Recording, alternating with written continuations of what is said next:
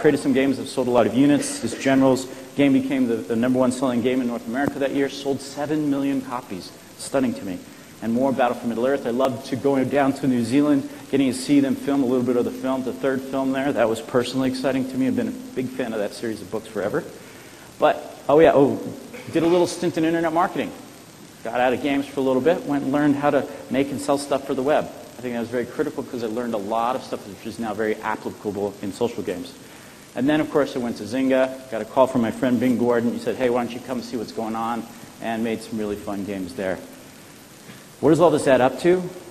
It just says I made a bunch of games, had some games that I killed, but the reality is it means I've got a bunch of experience in my backpack. All of these lessons I have here, I could probably go and spend 15 or 20 minutes describing and talking to you about each one of them, and some of them would be more applicable to you than others. But the key is, the one life-changing, career-changing lesson I learned is about the difference between being a craftsman and an artiste. When I was working at Westwood Studios, I was fortunate enough to work with the founder there, a man named Brett Sperry. Some of you guys might know from his work from creating Command & Conquer and helping invent the RTS genre.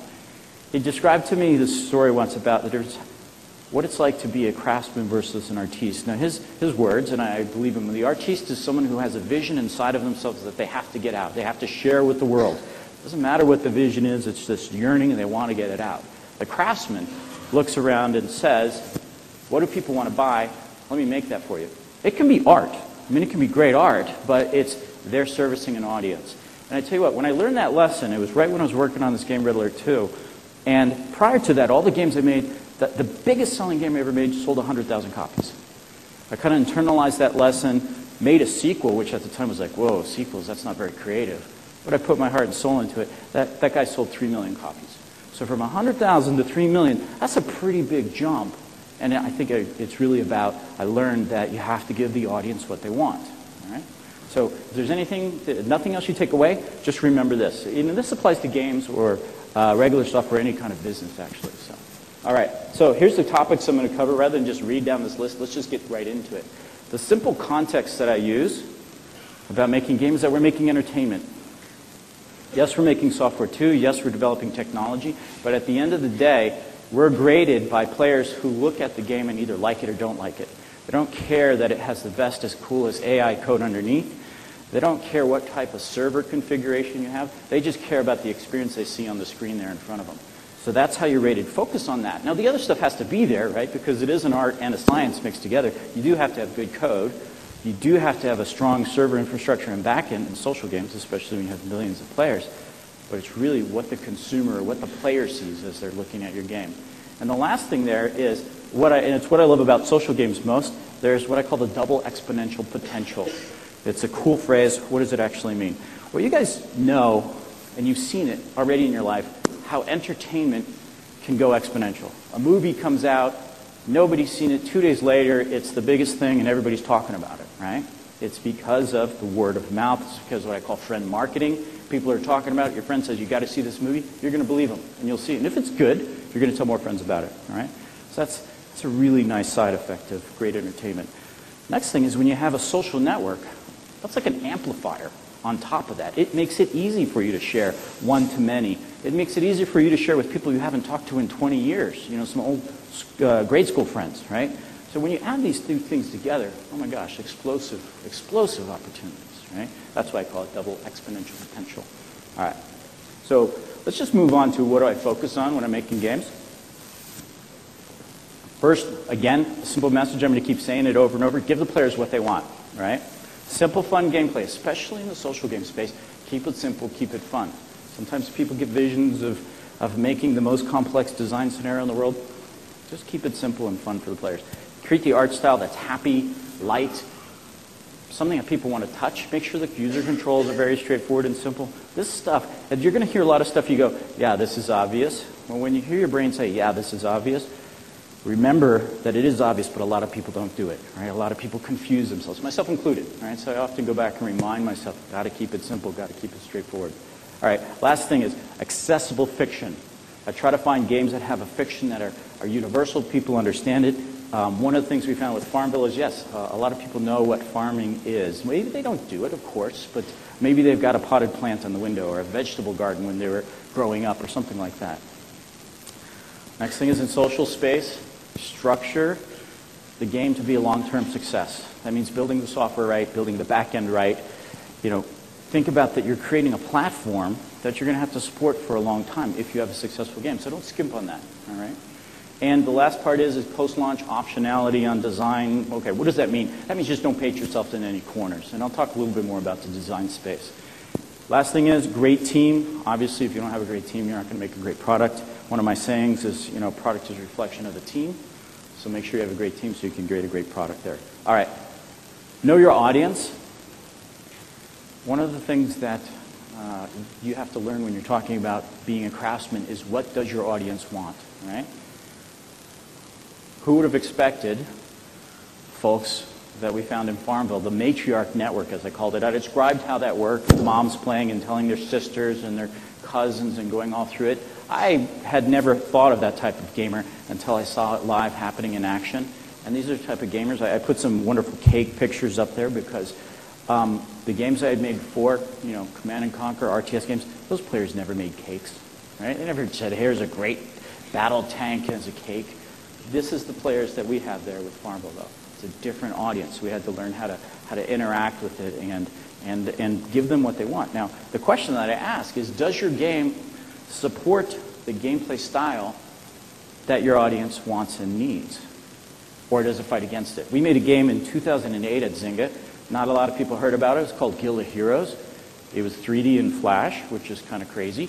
It was a Diablo 2 clone. And we said, hey, how can we make our own version of this gameplay that's different and fun?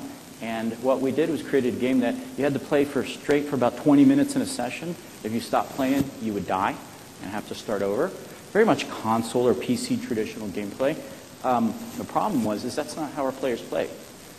We realized when people are playing Facebook games, they're at the office.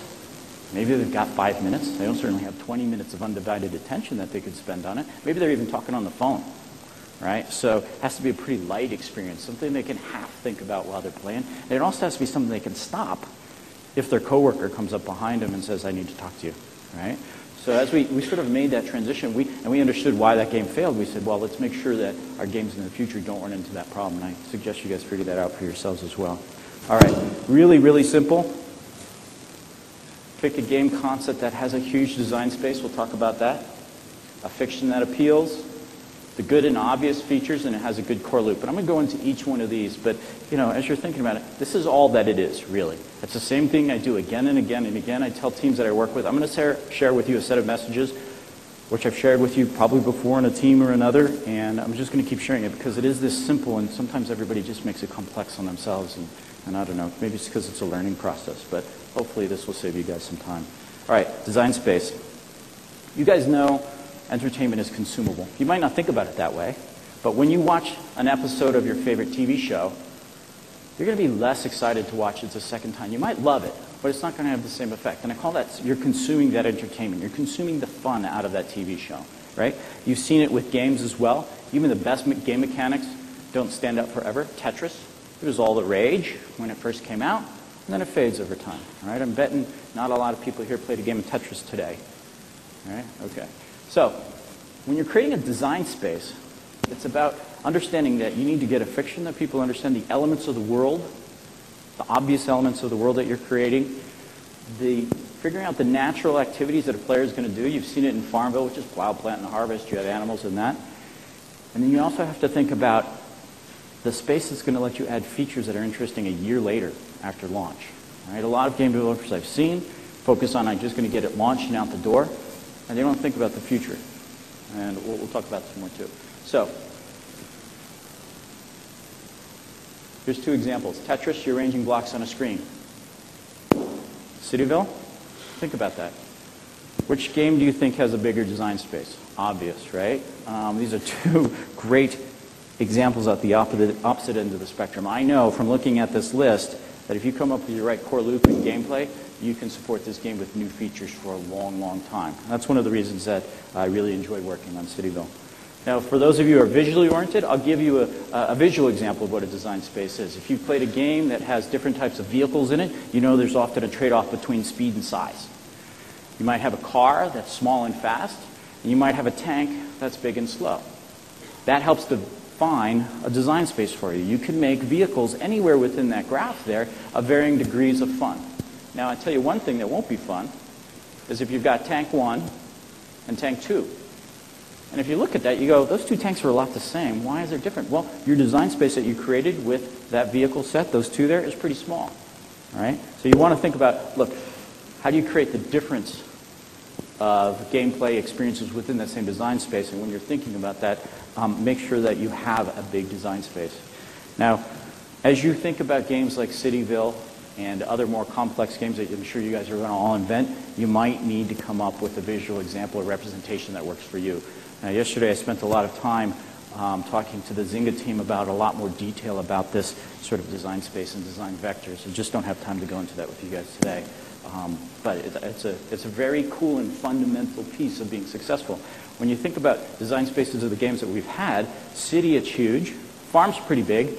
Treasure, I got to admit, when we started it, I didn't really think very clearly about the design space, and it was small, but now the team working on it is successfully stretching it out there and maximizing it. Fishville's one of our smaller ones. Think about that for a second. What are all the elements in a fish tank game? You get your tank, you get your fish, you got some decorations. Maybe where the fish tank is stored. Is it in a fish store or a house? But chances are you're not going to be thinking about what kind of vehicles you're going to have in a fish tank game. Chances are you won't go back. If we went back and looked at the design space for Cityville, you wouldn't have the same breadth there. So just keep this in mind as you're doing it. Now, one of the things that I talk about is making sure you have the right obvious features for your game design. With Farmville, it's obvious. Crops, animals, right? Just don't, I would suggest you don't even waste time on trying to come up with some wacky thing that no one would ever expect to see on a farm. Not just, most consumers, most players in Facebook world, they're not even going to get what you're trying to come to. They think about a farm game, they have their own expectations, and that's what they want to see in the game, all right? Now, here's a trick that we learned on Cityville, that actually we relearned, unfortunately, on Cityville, is that you have to pick the right creative direction when you start. Now, when I started making Cityville, it was a lot about, this is a city simulation, right? You need to simulate building a city. And so a lot of the thoughts were around power grids, construction materials, building skyscrapers, how that would be fun. Maybe you have trade parts with other people. You got to figure out traffic flows and that. And we were really bogged down in that thinking, and I knew it wasn't right. I knew it wouldn't fit what I call the mom network or the matriarch network on Facebook. So I stopped. And I went and talked to our HR group, predominantly women, and I said, what do you guys think about when you think about a city? I didn't say, what do you think about when you think about a city game? Because I would have probably got the same answer or some answer of a game they've seen before. I said, what do you think about when you think about a city?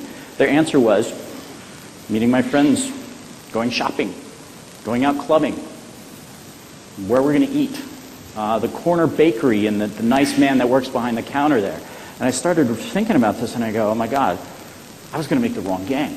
That's not what players want. That's not what they expect. They have a different view of what a city is. They're not talking about rebar and cement and wood. They're talking about people. And so that radically changed the direction in our focus when we were making Cityville. And I think it really paid off. I mean, you can see it with the game success. So as you're starting with your concept, make sure you're not filling in a preconceived notion in your head about what the game is about. Make sure you know what your audience is looking for. Okay, list the obvious features that are part of the game. You know in city, it's people, it's businesses, it's houses, it's vehicles going on the road. Just make sure you do that and figure out the fun in those. One of the things is if you can't figure out the fun in the basic features of your game, maybe you're not working hard enough, or if you find out you're really killing yourself and stretching it and coming out with, I don't know, if I was faced with coming out with flying cars inside of Cityville just to make it fun, probably means I had a bad idea. Maybe city wasn't the right answer, all right? So get the obvious building blocks. You just covered this. And here's this last bullet point at the bottom there. Get the most fun out of your basic features as possible. I'm going to tell a great example on Farmville.